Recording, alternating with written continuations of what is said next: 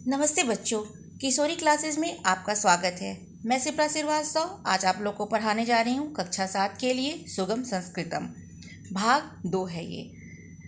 अगर आप लोग को मेरी वीडियो अच्छी लगे तो आप लोग इसे लाइक करिए, शेयर करिए, सब्सक्राइब करिए।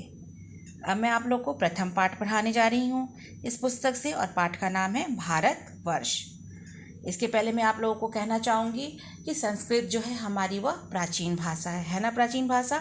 और हमें अपनी भाषा और संस्कृति से सदैव जुड़े हुए रहना चाहिए, क्योंकि हमारी जितनी भी पौराणिक कथाएं हैं और जो भी मंत्रोच्चार हैं, वैदिक मंत्रोच्चार, वो सारे संस्कृत में ही हैं। अगर इस भाषा का हम उचित रूप से ज्ञान नहीं रखेंगे तो हम उसे नहीं पढ़ पाएंगे ना। तो इसीलिए आप लोग संस्कृत भाषा से जुड़े रहिए, ठीक है। धन्यवाद। अब मैं आप लोग का पाठ पढ़ाने जा रही हूँ। भारतवर्ष का अर्थ होता है भारत। अब पढ़ते हैं हम लोग। अस्माकं देशः भारतवर्ष, मतलब हमारा देश भारतवर्ष है। अस्य भूभागा रमणीय सन्ति, इसके भूभाग सुंदर हैं। भूभाग का अर्थ होता है जमीन के भाग। यथा अत्र कुत्रचित पर्वत श्रृंखला सन्ति, जैसे यहाँ कहीं पर्वतों की श्रृंखलाएं हैं। कुत्रचित समतल भूमि दृष्टि पथम आयाति, तो कहीं समतल भूमि दिखाई देती है। मतलब पर्वतों की श्रृंखला के अर्थ हो गए कि पहाड़ की कतारें हैं, जैसे एक पहाड़ के बाद दूसरी पहाड़, ऐसे करके एक के बाद एक, ठीक है ना। और समतल भूमि का मतलब प्लेन लैंड, जैसे जिसको हम मैदान कहते हैं। ओके। अब क्या है, कुत्रचित पर्वतेभ्यम सरिता प्रवहन्ति क्वचित च विस्तृतम मरुस्थलम अस्ति, ठीक है। कहीं पर्वतों से नदियाँ बह रही हैं और कहीं रेगिस्तान हैं। अस्मिन् देशे सर्वे ऋतुए क्रमेण आगच्छन्ति, हमारे देश में सभी ऋतुएं क्रमानुसार आती हैं। क्रमानुसार का अर्थ होता है एक के बाद एक आती हैं। ते च वसंत ग्रीष्म वर्षा शरद हेमंत शिशिर च, और वे हैं वसंत, गर्मी, वर्षा, सर्दी, हेमंत और शिशिर। भारतवर्षे सर्वथा विविधता अस्ति, भारतवर्ष में सब जगह विविधता है। यथा अत्र जनानां विविधा भाषा, विविधा संप्रदाय, विविधं भोजनम, विविधा वेशभूषा च सन्ति। विविधा का अर्थ होता है भिन्न भिन्न, मतलब अलग अलग तरह का। तो भारत में सब जगह विविधता है, जैसे यहाँ लोगों की अनेक भाषाएं, अनेक समुदाय, अनेक धर्म को मानने वाले लोग, विभिन्न प्रकार का भोजन और विभिन्न प्रकार की वेशभूषा है। समझ में आ रही है ना आप लोगों को? आगे बढ़ूं मैं? ठीक है।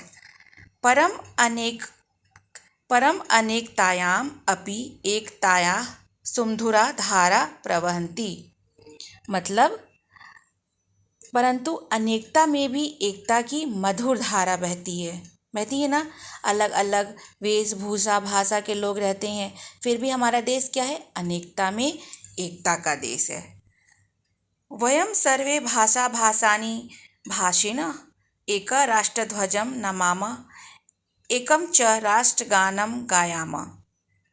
हम लोग क्या करते हैं, हम सभी अलग अलग भाषाओं को बोलने वाले एक ही राष्ट्रीय ध्वज को नमन करते हैं, एक ही राष्ट्रगान को गाते हैं ना। सब कुछ हमारा एक ही है ना, अलग अलग तो नहीं है। अपि च राष्ट्रीय उत्सवान सामाजिक उत्सवान च मिलित्वा मानयाम, मतलब राष्ट्रीय उत्सवों को, सामाजिक उत्सवों को हम लोग क्या करते हैं, मिलकर मनाते हैं। अब अगला पैराग्राफ। भारतस्य प्रदेशानां सर्वे सर्वसंस्काराणां जननी एका संस्कृत भाषा एव अस्ति, भारत के प्रदेशों की सभी संस्कारों की माता एक संस्कृत भाषा ही है।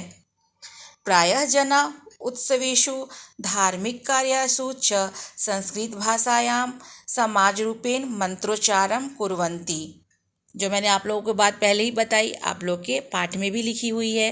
प्रायः लोग उत्सवों में, धार्मिक कार्यों में संस्कृत भाषा के समान रूप से मंत्र का उच्चारण करते हैं ना। भारतस्य अनेकासा भाषानां जननी संस्कृत भाषा एव अस्ति।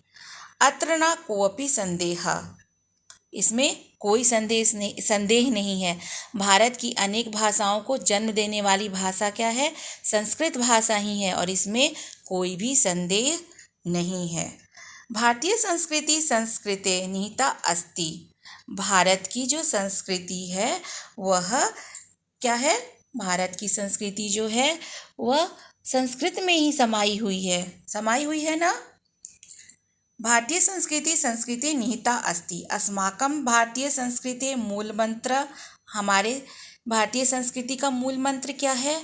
सर्वजन हिताय सर्वजन सुखाय अस्ति। ये तो आप लोग जानते होंगे कि सभी लोगों की भलाई हो और सभी लोग सुखी रहे।